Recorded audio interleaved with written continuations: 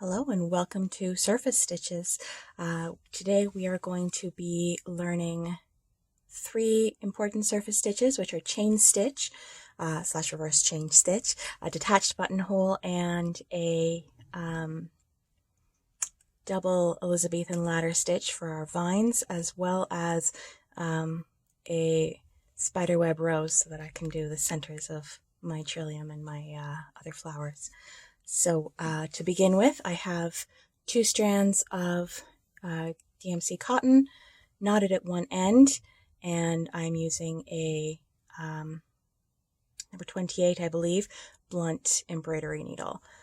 So mind my setup here is a little bit odd.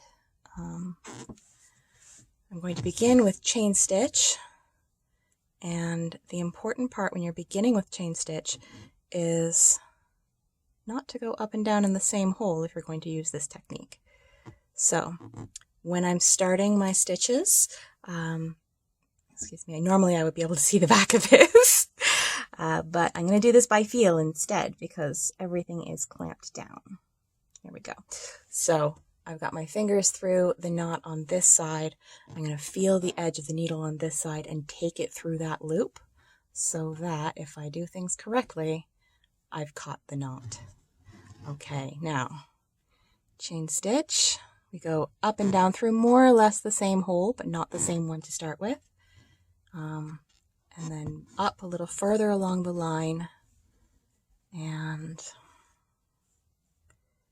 catch that stitch. So again, down more or less in the same spot.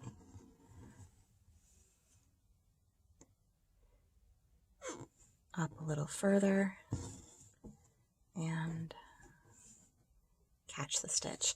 So I'm going to continue to outline this violet in chain stitch. With the violets, I think I'm going to just use chain stitch and not mind too much about my direction. Dear. Important thing to note about the edges of your hoop. Don't catch the edges of your hoop. As much as possible, try to keep your stitches to relatively the same size. For me, that's going to be roughly 2 or 3 millimeters today. And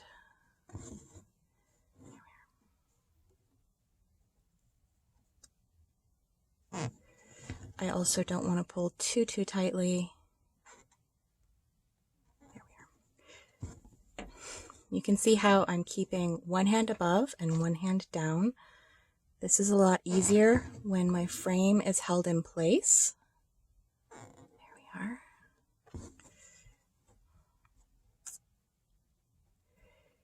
And you will notice that I just have to find where I want my stitch to come up. And you can always pull it back down again. There we are. So once we finish this petal,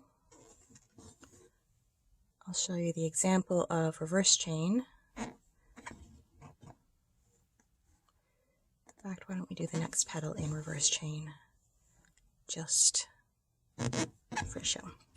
So for something like this where my edges are rounded, I don't much mind about direction, but for the trillium, which I've already done one and then I've outlined the other, you may be able to see that the stitches are moving down in both directions. I didn't restart. I simply used reverse chain for the second half of the petals. So the important thing with chain stitch, as I'm sure anyone who's done a lazy daisy will know, is you need to catch your stitch at the end. Give myself one more. When covering a space, it's usually not a bad idea to cover just a little more because you can always go over it with a different thread.